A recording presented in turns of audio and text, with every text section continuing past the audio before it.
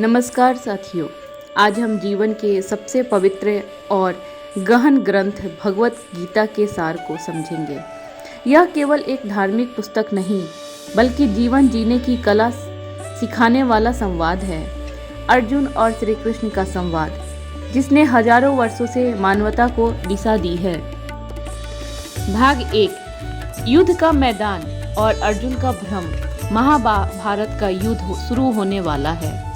दोनों ओर सेना खड़ी है, कौरव और पांडव। अर्जुन अपने रथ पर खड़ा होकर देखता है कि सामने उसके अपने गुरु द्रोणाचार्य, परदादा भीष्म, चचेरे भाई, मामा, मित्र सभी खड़े हैं। उसे अचानक संशय, दुख और मोह घेर लेते हैं। वह अपना गांडीव धनुष छोड़ देता है और कहता है, श्री कृष्ण, मैं अपने ही लोगों को मारकर कैसा राज्य प्राप्त करूंगा।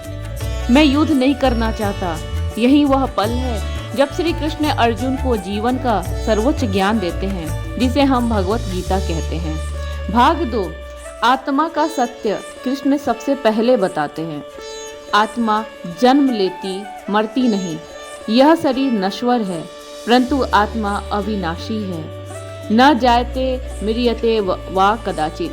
आत्मा अजर है, अमर है, शाश्वत है। इसलिए किसी की हत्या वास्तव में आत्मा की नहीं होती, केवल शरीर बदलते हैं, जैसे पुराने कपड़े बदलना।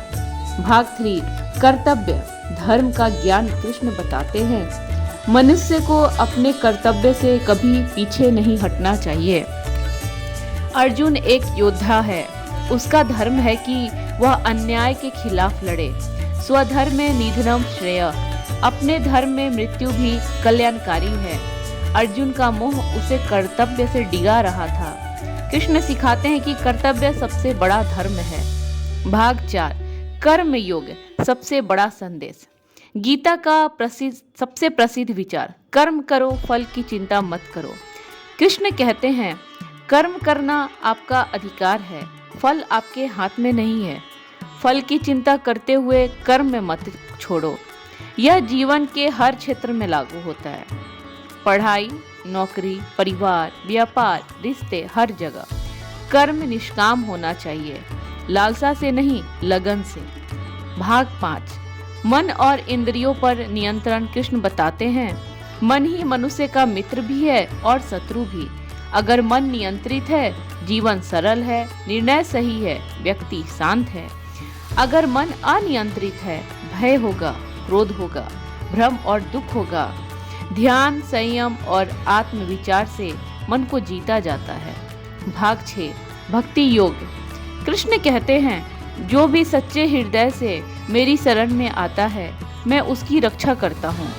भक्ति का अर्थ सिर्फ पूजा नहीं है।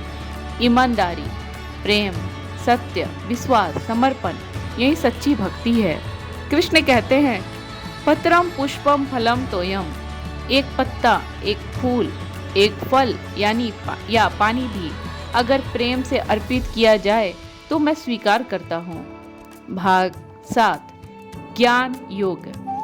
कृष्ण ज्ञान का मूल बताते हैं। जो कुछ भी इस संसार में दिखता है, सब कृष्ण की शक्ति है। सूर्य मैं हूँ, चंद्र मैं हूँ, अग्नि मैं हूँ, जीवन में ऊर्जा मैं, मन में बुद्धि मैं, प्रकृति की हर चाल मेरी इच्छा से है।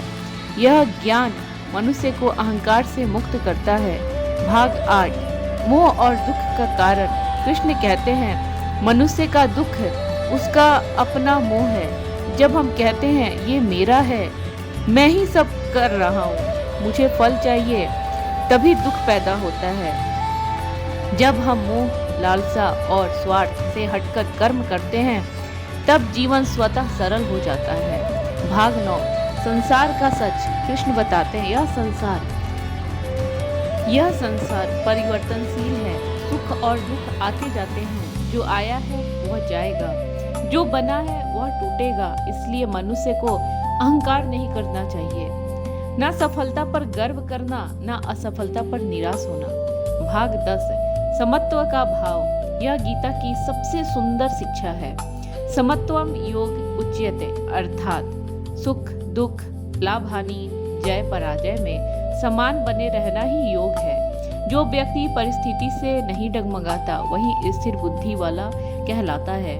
भाग 11 विराट रूप। कृष्ण अर्जुन को अपना विराट रूप दिखाते हैं। अर्जुन देखता है करोड़ों चेहरे, अनगिनत शक्तियां, ब्रह्मांड की सारी दिशाएं, समय का प्रवाह, सृष्टि और विनाश, सब कुछ कृष्ण के भीतर समाया है।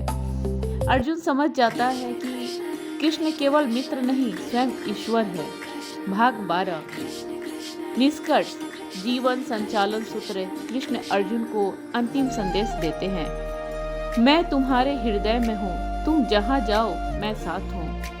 अपने कर्तव्य का पालन करो, यही जीवन का धर्म है। फल की चिंता छोड़ दो, वही तनाव, डर और दुख का कारण है।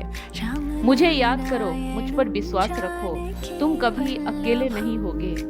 सत्य, प्रेम और भलाई के मार्ग पर चलो, यह मार्ग कभी गलत नहीं जा सकता। अंतिम श्लोक। गीता का हृदय। यदा यदा ही धर्मस्य ग्लानि निर्भवति भारत।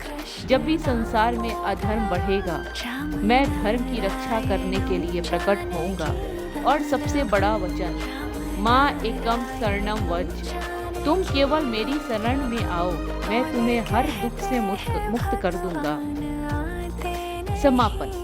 गीता हमें सिखाती है, जीवन एक युद्ध है, संघर्ष जरूरी है, कर्तव्य सर्वोपरि है, मन पर नियंत्रण जरूरी है और अंत में जीत उसी की होती है जो सच्चाई, कर्म, भक्ति और समर्पण से जीता है।